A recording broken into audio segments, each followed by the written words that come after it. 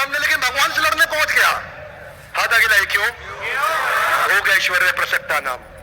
The problem with bhog aishwarya is that you immediately get distracted and illusion to this extent. इतना distract illusion हो जाएगा कि समझ में नहीं आएगा मैं लड़ किससे रहा हूं। आज समझोगे मैं लड़ किससे रहा हूं, और उसी चक्कर में व्यक्ति फंस जाता है। हुमायूं इतना भोग ऐश्वर्य में रहता था, इतना भोग ऐश्वर्य में रहता था कि मुगल डायनेस्टी में सबसे ज्यादा पॉपुलर था हुमायूं। उनके पिता बाबर फिर भी स्ट्रांग थे। उनकी मृत्यु के बाद जब हुमायूं आया तो परमानेंट मजा कर रहा था, आनंद ले रहा था।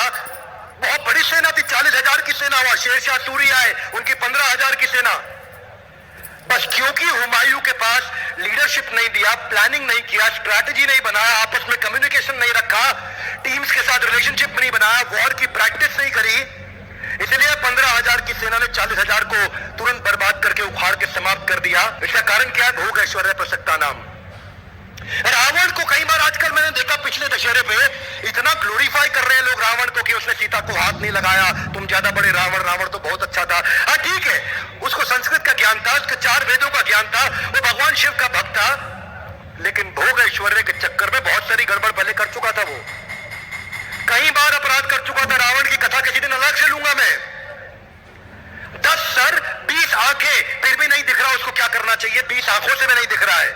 कितनी औरतों ने पहले उसको श्राप दे चुका था। रावण जब स्वर्ग लोक गया था तो रंभा उसको मिली वहां पे, और युद्ध के बाद रंभा को अपने साथ लाया। रंभा बोली नहीं नहीं, आप ही के बड़े भाई कुबेर के पुत्र नल कुबेर से मेरा विवाह होने वाला है। मैं आपकी पुत्र वधू हूं, आपकी डॉटर इन लॉ हूं, आप नहीं मेरे साथ ऐसा कर सकते। फिर भी रावण ने जबरदस्ती करी। भोग ऐश्वर्य प्रसक्ता नाम तया भृत चेतसाम।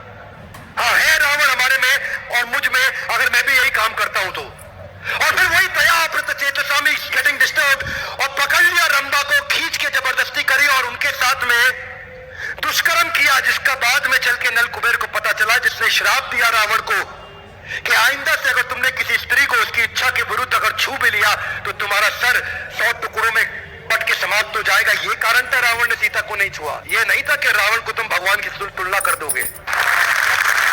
रावण ने तो अपनी पत्नी की बड़ी बहन माया के साथ भी छल किया, और माया इतनी सुंदर थी कि माया की माया में फंस गया वो, और उनके साथ भी दुष्कर्म किया, जबरदस्ती किया, जिसके कारण उन्होंने बाद में उनको श्राप दिया और बोला स्त्री की वासना ही तुम्हारी मौत का कारण बनेगी। रावण को कई बार इसीलिए मिले। और यही सारे अपराध छोटे बड़े हमारे करियर में, हमारी सक्सेस में, हमारी ग्रोथ में, और उसी के लिए भगवान ने भगवत गीता दी थी, उसको जीवन में उतारने के लिए। Everybody Gita in louder, come on, Gita in. Gita जीवन में उतारने के लिए, हाथ जोड़ने के लिए नहीं, अगरबत्ती घुमाने के लिए नहीं, हाथ पर रख के कसम खाने के लिए नहीं। गीता भगवान जीवन में उतारने के लिए है। और इतना कुछ है, मैं वचन देता हूं, आप भगवत गीता पढ़िए और जिंदगी में जो चाहते हैं, ये ऐसा कल्प वृक्ष है। अच्छा चाहेंगे वो भी अचीव होगा, बुरा चाहेंगे वो भी अचीव होगा, भगवान की शरण चाहेंगे तो वो भी अचीव होगा। ये था आज का श्लोक। भोग ऐश्वर्य प्रसक्ता नाम तया भृत चेतसाम व्यवसायत्मिका बुद्धि। व्यवसाय आत्मिका, आपका व्यवसाय और आप एक क्यों नहीं हो रहे? क्योंकि समाधो न विधीयते, ऐसे आदमी का कंसंट्रेशन बिल्ड नहीं हो सकता। तो दूसरे अध्याय के 41वां श्लोक यानी कि पिछले एपिसोड से रिलेशन ये है कि भोग ऐश्वर्य को छोड़ दो, अपने गोल को पकड़ो और उस पर फोकस बिल्ड करो। जितना मजबूत फोकस उतनी बड़ी सफलता।